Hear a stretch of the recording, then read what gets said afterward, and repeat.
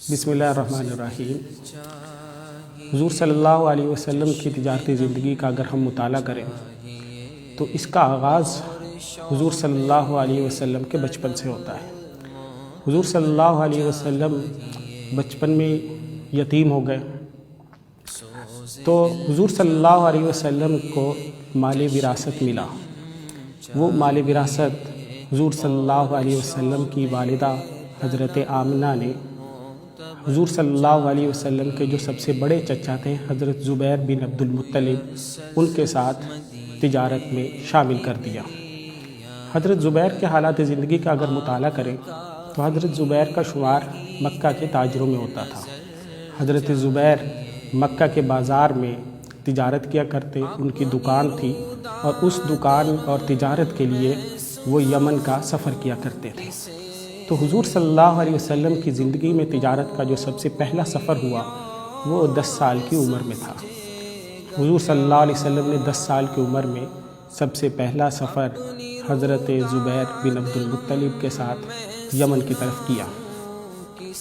اس کے بعد حضور صلی اللہ علیہ وسلم کی عمر مبارک جب 12 سال ہوئی تو اس وقت حضور صلی اللہ علیہ وسلم نے شام کا وہ مشہور سفر کیا جو حضرت ابو طالب کے ساتھ ہوا تھا۔ حضرت ابو طالب کے ساتھ حضور صلی اللہ علیہ وسلم شام تشریف لے گئے اور شام اس دور کے اندر موجودہ تقریباً 4 ممالک پر مشتمل ہوا کرتا تھا۔ ایک تو موجودہ شام، دوسرا اس کے ساتھ لبنان، تیسرا اردن، چوتھا فلسطین۔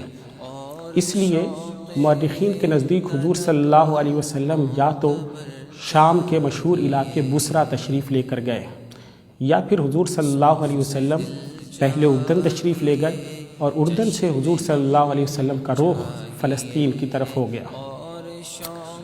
بہرحال حضور صلی اللہ علیہ وسلم تجارت کے لیے شام تشریف لے گئے۔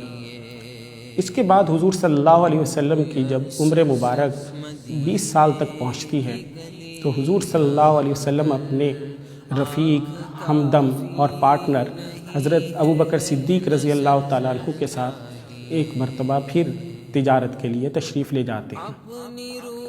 اس بار بھی حضور صلی اللہ علیہ وسلم تشریف لے کر گئے ہیں شام میں اور حضرت ابوبکر صدیق کی عمر مبارک اس وقت 18 سال تھی اور ایک مرتبہ یہ دوسرا سفر تھا آپ کا شام کا۔ اس کے بعد حضور صلی اللہ علیہ وسلم کی جب عمر مبارک 25 سال تک پہنچتی ہے تو پھر حضور صلی اللہ علیہ وسلم تیسرا شام کا سفر فرماتے ہیں۔ یہ سفر ایسا تھا حضور صلی اللہ علیہ وسلم کا جس میں حضور صلی اللہ علیہ وسلم بحیثیت پارٹنر حضرت خدیجہ کا مال تجارت لے کر گئے اور اپنے مال تجارت کے ساتھ ساتھ ان کا مال تجارت بھی آپ نے بیچا۔ اتنا نفع کمایا کہ پورے مکہ میں کوئی تصور بھی نہیں کر سکتا تھا کہ اتنا بڑا نفع وہاں پر کمایا جا سکتا ہے۔ اس کے بعد ہم حضور صلی اللہ علیہ وسلم کی زندگی کا اگر مطالعہ کریں تو حضور صلی اللہ علیہ وسلم 25 سے لے کر 35 سال کی عمر تک تجارت میں مشغول نظر آتے ہیں اور اس دوران میں حضرت خدیجہ کے ساتھ آپ کی پارٹنرشپ قائم ہو گئی۔ وہ تجارت، وہ مال تجارت جو حضور صلی اللہ علیہ وسلم نے حضرت زبیر کے دور سے لے کر حضرت ابو طالب، اس کے بعد حضرت ابوبکر صدیق اور 25 سال کی عمر تک آپ نے کمایا تھا، وہ آپ نے حضرت خدیجہ کے ساتھ انویسٹ کر دیا اور پھر اس پارٹنرشپ کو، اس فیملی بزنس کو حضور صلی اللہ علیہ وسلم 35 سال کی عمر تک چلاتے رہے۔ 35 سال کی عمر سے پھر جو آگے حضور صلی اللہ علیہ وسلم کی 40 سال یعنی 62 تک کی عمر ہے، اس دوران میں حضور صلی اللہ علیہ وسلم تجارت سے علیحدہ نظر آتے ہیں اور حضور صلی اللہ علیہ وسلم نے خود مال تجارت لے کر بازاروں میں جانے کے بجائے یہ طریقہ اپنایا کہ اپنے بااعتماد ساتھیوں کے ذریعے سے یہی مال تجارت انویسٹ کرتے رہے اور اس کے نفع میں شریک ہوتے رہے، یعنی گویا مزاربت کے اوپر حضور صلی اللہ علیہ وسلم نے یہ اپنا مال تجارت دیا۔ اس میں اگر ہم تاریخ کو دیکھیں تو ہمیں یہ نظر آتا ہے کہ حضور صلی اللہ علیہ وسلم جس طرح سے یمن میں تشریف لے کر گئے، اس کے بعد حضرت خدیجہ کے سامان تجارت کو لے کر کم از کم 2 مرتبہ اور یمن تشریف لے گئے ہیں۔ سیرت کے مطالعے سے پتہ چلتا ہے کہ مجموعی طور پر کم از کم 4 بار حضور صلی اللہ علیہ وسلم یمن تشریف لے گئے ہیں چوتھی دفعہ جب آپ یمن تشریف لے کر گئے ہیں تو یمن سے پھر بحیرہ احمر پار کر کے بر اعظم افریقہ میں تشریف لے جاتے ہیں اور وہاں پر جیبوتی کو کراس کرتے ہوئے آگے حبشہ کی سرزمین یعنی ایتھوپیا میں مال تجارت آپ نے بیچا ہے۔ تو اس طرح حضور صلی اللہ علیہ وسلم ملٹی نیشنل لیول پر تجارت کرتے ہوئے نظر آتے ہیں اور دنیا بھر کے بازاروں میں حضور صلی اللہ علیہ وسلم اپنی اس زندگی کے اندر تجارت میں مصروف عمل نظر آتے ہیں۔ تاریخ کے مطالعے سے یہ بھی پتہ چلتا ہے کہ حضور صلی اللہ علیہ وسلم اس کے علاوہ میں بحرین بھی تشریف لے گئے ہیں۔ بحرین سے جب وفد عبدالقیس آیا تو وفد عبدالقیس سے جب حضور صلی اللہ علیہ وسلم نے وہاں کے احوال ڈسکس کیے، وہاں کی جزئیات زیر بحث آئیں تو انہیں بڑا تعجب ہوا۔ تو حضور صلی اللہ علیہ وسلم نے اس میں یہ اظہار فرمایا کہ میں نے یہ علاقے دیکھے ہوئے ہیں۔ تو اس سے پتہ چلتا ہے کہ حضور صلی اللہ علیہ وسلم تجارت کے لیے موجودہ بحرین بھی تشریف لے گئے تھے۔ اس کے ساتھ ساتھ حضور صلی اللہ علیہ وسلم موجودہ دبئی، جسے تاریخ میں دبا کہا جاتا تھا، وہاں پر بھی تشریف لے گئے۔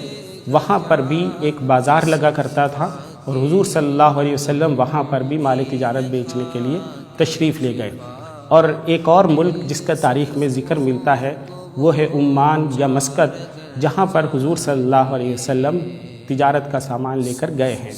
تو اس طرح حضور صلی اللہ علیہ وسلم کی زندگی میں ہمیں نظر آتا ہے کہ آپ صلی اللہ علیہ وسلم 9 سال کی عمر سے لے کر 35 سال کی عمر تک یعنی تقریباً 26 سال تجارت کے میدان میں مصروف عمل رہے۔ اور صرف یہ نہیں کہ حضور صلی اللہ علیہ وسلم ایک چھوٹے درجے کے تاجر تھے، بلکہ اپنے دور کے اتنے بڑے تاجروں میں شمار کیے جاتے تھے کہ آپ ملٹی نیشنل لیول پر اور ملکوں کے اندر جا کر مال تجارت بیچا کرتے تھے۔ اس کے علاوہ تاریخ میں کچھ اور علاقوں کے نام بھی آتے ہیں لیکن ان کی روایات ضعیف ہیں۔ اب ہم آتے ہیں کہ حضور صلی اللہ علیہ وسلم کی تجارت میں کامیابی کے اصول کیا تھے۔ تو اس کے لیے ہمیں سب سے پہلے یہ جاننا ہوگا کہ حضور صلی اللہ علیہ وسلم کے پارٹنر 5 تھے جن سے حضور صلی اللہ علیہ وسلم تجارت کیا کرتے تھے۔ تو حضور صلی اللہ علیہ وسلم کا کے پارٹنرز کا اگر ہم ذکر پڑھتے ہیں تو ان میں حضور صلی اللہ علیہ وسلم کے سب سے پہلے پارٹنر کا ذکر جو ملتا ہے وہ حضرت عبداللہ بن ابی الحمصہ تھے، جن کے بارے میں مشہور روایت ہے کہ حضور 3 دن تک ان کا انتظار کرتے رہے۔ 3 دن بعد اب وہ آئے تو حضور صلی اللہ علیہ وسلم نے فرمایا لقد شققت علیہ انا ہا ہنا منذ ثلاث، کہ آپ نے مجھ پہ بہت ظلم کیا، میں 3 دنوں سے آپ کا انتظار کر رہا ہوں۔ اس سے پتہ چلا کہ آپ جس سے کوئی وعدہ کریں اس کو پورا کریں، وہ پیمنٹ دینے کا ہو لینے کا ہو، آپ اپنی کمٹمنٹ کے اوپر کمپرومائز نہیں کریں گے۔ دوسرے حضور صلی اللہ علیہ وسلم کے جو پارٹنر تھے وہ تھے حضرت عبداللہ بن سائب۔ بعض روایات میں قیس بن السائب آتا ہے، بعض روایات میں عبداللہ بن السائب آتا ہے۔ تو ان کے حوالے سے بھی یہ آتا ہے کہ انہوں نے یہ فرمایا کہ کنت شریکی، کہ حضرت عبداللہ بن صاحب نے فرمایا کہ آپ صلی اللہ علیہ وسلم میرے پارٹنر ہوا کرتے تھے۔ اور آپ صلی اللہ علیہ وسلم کی پھر خصوصیت یہ بیان فرمائی کہ آپ صلی اللہ علیہ وسلم نہ جھگڑا کیا کرتے تھے نہ ہی بحث و مباحثہ کیا کرتے تھے۔ تیسرے نمبر کے اوپر حضور صلی اللہ علیہ وسلم کے پارٹنرز میں سے حضرت قیس بن السائب کا ذکر ملتا ہے تاریخ میں۔ تو حضرت قیس بن السائب نے بھی حضور صلی اللہ علیہ وسلم کے ساتھ پارٹنرشپ کی، اور مشہور حدیث ہے جو ان کے حوالے سے نقل کی جاتی ہے کہ انہوں نے کہا کہ کان خیر شریکن، کہ حضور صلی اللہ علیہ وسلم بہترین پارٹنر ہوا کرتے تھے۔ اور اس کے ساتھ انہوں نے فرمایا کہ آپ صلی اللہ علیہ وسلم نہ بحث و مباحثہ کیا کرتے تھے نہ مناقشہ اور جرح کیا کرتے تھے کہ یہ ایگریمنٹ کیوں کیا، یہاں انویسٹمنٹ کیوں کی، ایسا کیوں کیا۔ حضور صلی اللہ علیہ وسلم کی یہ 2 تجارتی صفات کا انہوں نے بڑا واضح الفاظ میں ذکر کیا۔ تیسرے نمبر پہ حضور صلی اللہ علیہ وسلم کے جو پارٹنر تھیں وہ حضرت خدیجہ تھی۔ تو حضرت خدیجہ کے ساتھ ایک طویل پارٹنرشپ، بلکہ شریک حیات حضور صلی اللہ علیہ وسلم کی وہ بن گئی آپ کی دیانت اور امانت دیکھ کر۔ تو ان کے لیے جو حضور صلی اللہ علیہ وسلم کی جو تجارتی صفت سب سے زیادہ متاثر کن رہی وہ حضور صلی اللہ علیہ وسلم کی امانت اور دیانت تھی، جس پر انہوں نے اعتماد کیا۔ اگلے نمبر پر اگر ہم دیکھیں تو ہمیں اس فہرست میں حضرت ابوبکر صدیق رضی اللہ تعالیٰ عنہ نظر آتے ہیں کہ وہ بھی حضور صلی اللہ علیہ وسلم کے پارٹنر تھے، اور ایسے پارٹنر تھے جو تا حیات آپ کے ساتھ رہے، اور انہوں نے حضور صلی اللہ علیہ وسلم کے ساتھ ہر قدم کے اوپر ساتھ نبھایا ہے۔ تو بہرحال حضور صلی اللہ علیہ وسلم کی یہ تجارتی زندگی، حضور کی یہ تجارتی احوال ہر تاجر کے لیے رہنما ہیں، ہر تاجر کے لیے یہ اسوہ ہے، ہر تاجر اس کی پیروی کر سکتا ہے۔ تو اللہ تعالیٰ سے دعا ہے کہ ہمیں حضور صلی اللہ علیہ وسلم کی تجارتی زندگی کو بھی اپنانے کی توفیق عطا فرمائے۔ وآخر دعوانا ان الحمدللہ رب العالمین۔